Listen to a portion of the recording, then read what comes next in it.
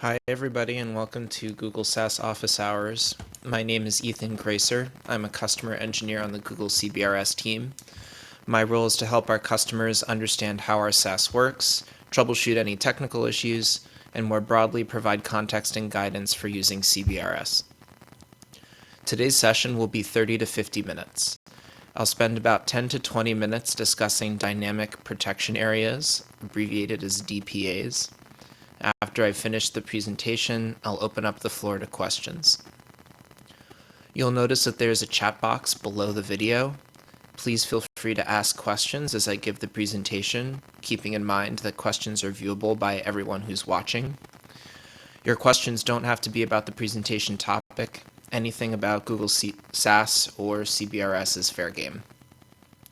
The YouTube Live platform has a 30-second to 1-minute delay, so you won't hear me answer your question immediately.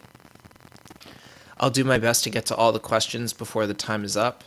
If I don't get to your question, or if any other questions come to mind after office hours have finished, know that you can always refer to our help center at support.google.com/SAS, or reach out to us for support at sas-support@google.com.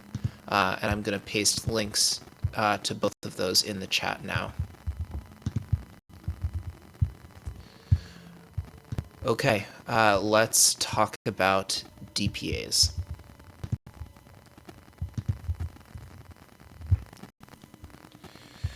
So, there we go. Oh.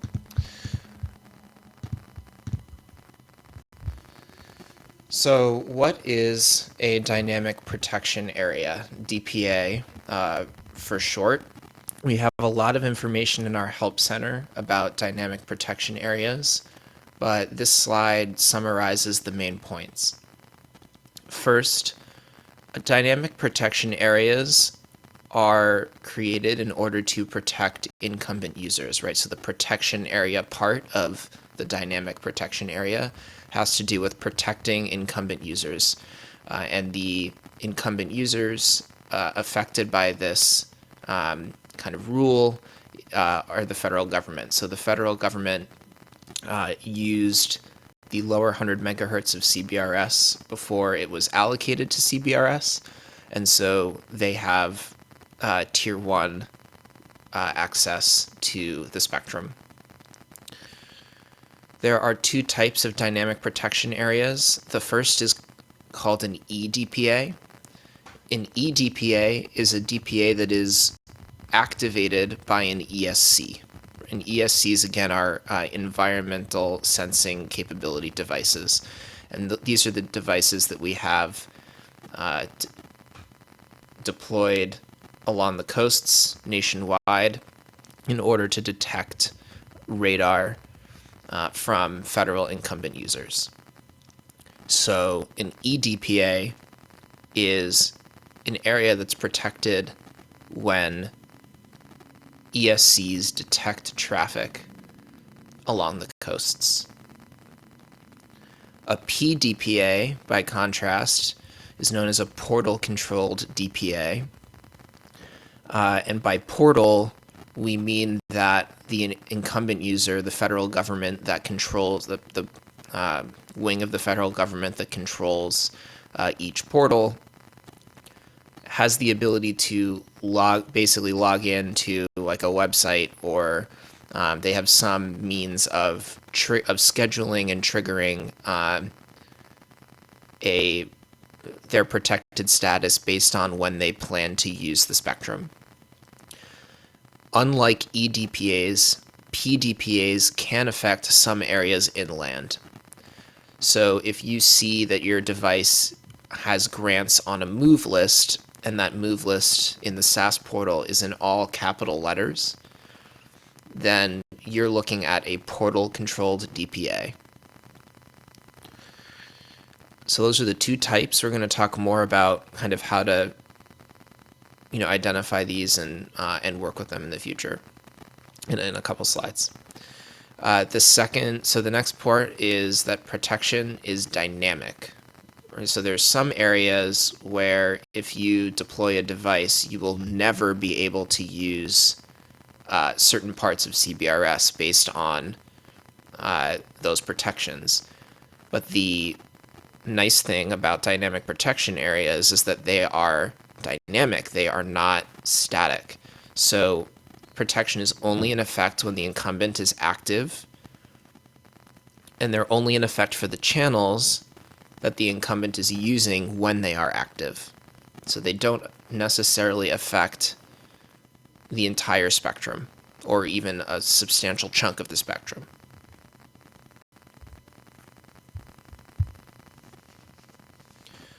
So breaking down the differences between eDPAs and PDPAs, so we talked about how an eDPA is activated by an ESC and a PDPA is activated by an incumbent web portal.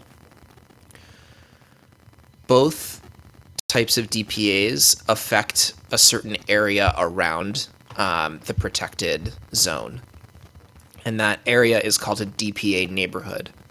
Again, we have a lot more information about this in the Help Center. The DPA neighborhoods vary based on the location, whether it's West Coast or East Coast or Gulf Coast, whether the DPA is a coastal eDPA or an inland PDPA. So it really depends. The distance depends very much on the specific area that you're in, and all of this information, the neighborhood distances, are available. Information is available in the Help Center, and there's also information available directly from the NTIA's website. If you have any questions about that, you can always email us for support. You can also look at our CBRS heat maps, which we have available in the SAS portal. Spectrum affected.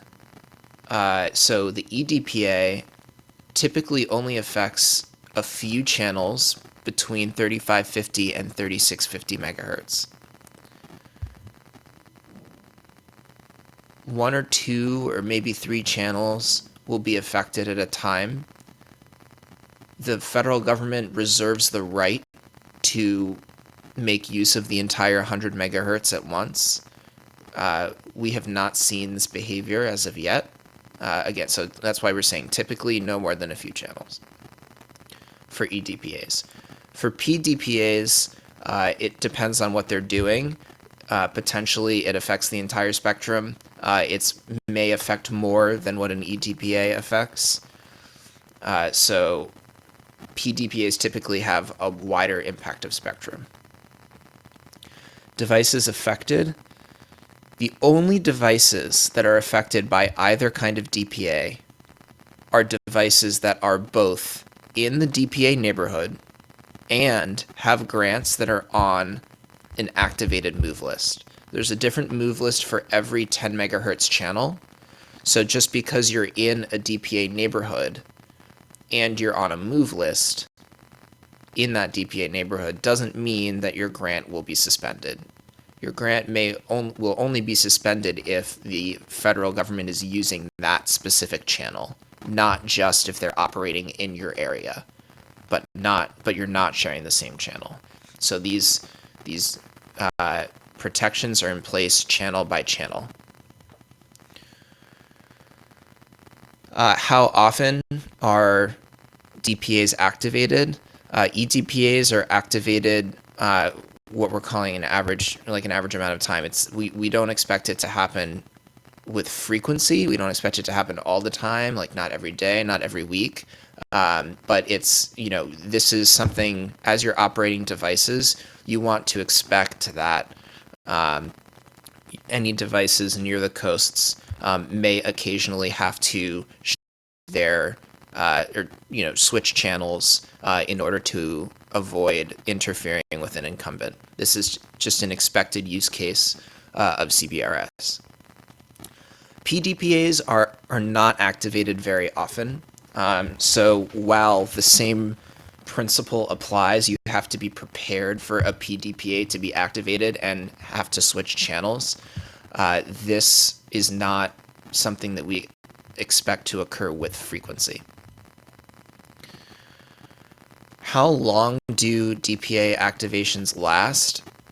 For eDPAs, it's a minimum of 2 hours, and this is actually built into the WinForm specification. So if a incumbent user begins to use some of the spectrum, we are obligated to block off that spectrum for 2 hours, even if they don't use it for 2 hours. So that's something to keep in mind. Your minimum kind of suspension for a grant affected by a DPA is 2 hours. There's no maximum. So, the federal government is an incumbent user. They have tier 1 rights to the spectrum. They may continue to suspend the spectrum as long as they need it. For portal DPAs, there's no minimum. So if the government says, oh, we're only going to use the spectrum here for 30 minutes, then the spectrum will become available after 30 minutes. Similarly to eDPAs, there's also no maximum. The federal government has incumbent rights. They can use it as much as they need it.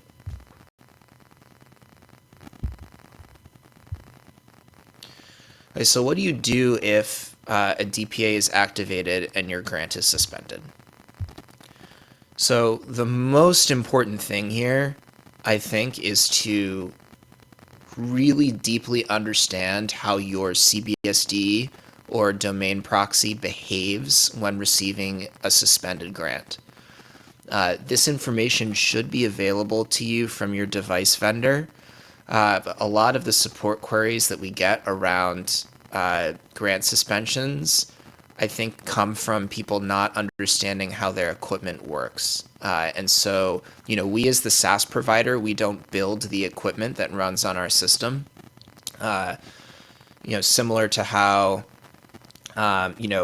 we don't necessarily, a computer company doesn't necessarily write the operating system that runs on it, right? So we're kind of like the operating system, and your devices are kind of like the computer.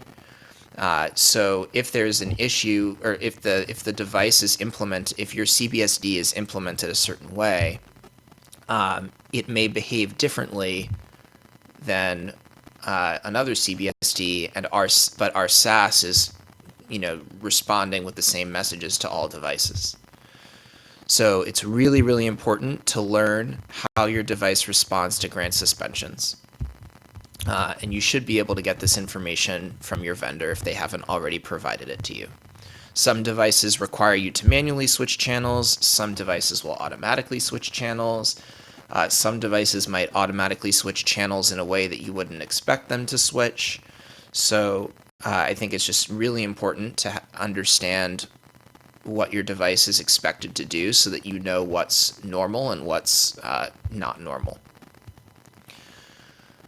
Let's say that your device requires you to manually switch channels and you receive a suspended grant. Then what you're going to want to do is try just picking a different channel in the lower 100 megahertz.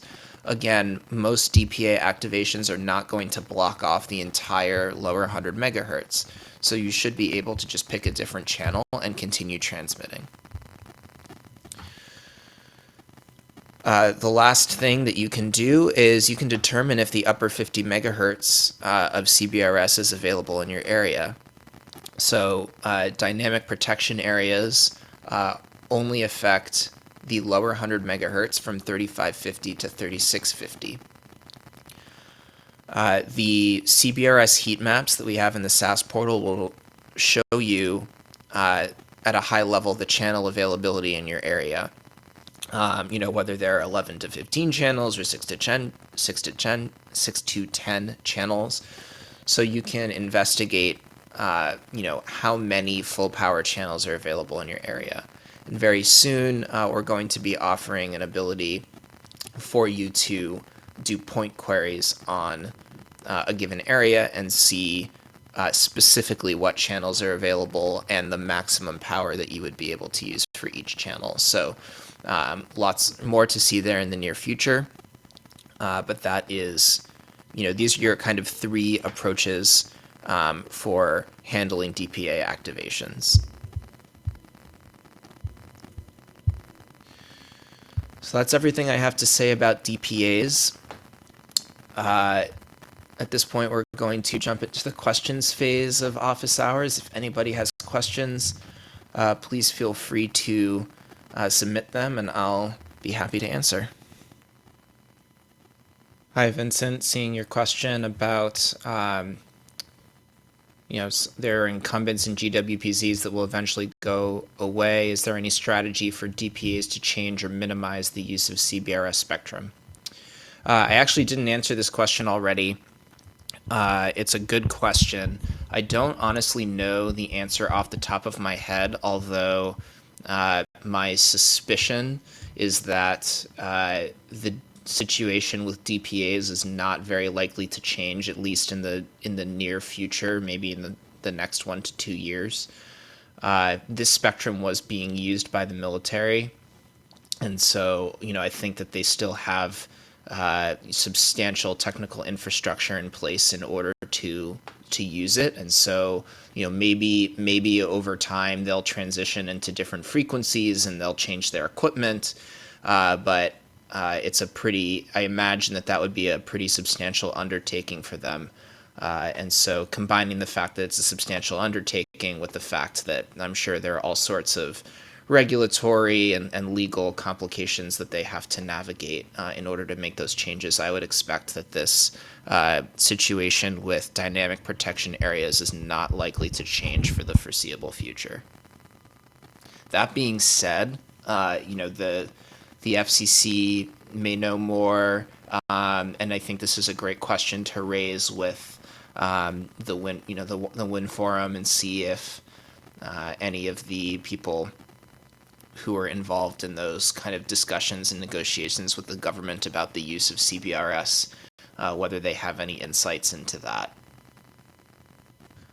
Okay, I'm not seeing any other questions, so thank you everybody for coming to SAS Office Hours. If you have any questions or feedback about the SAS, about CBRS, about these sessions, if there's a way that we can make them more helpful for you, please feel free to send us a note at sas-support@google.com. Hope everybody is keeping safe and healthy, and we will talk to you next week. Have a good weekend, everybody.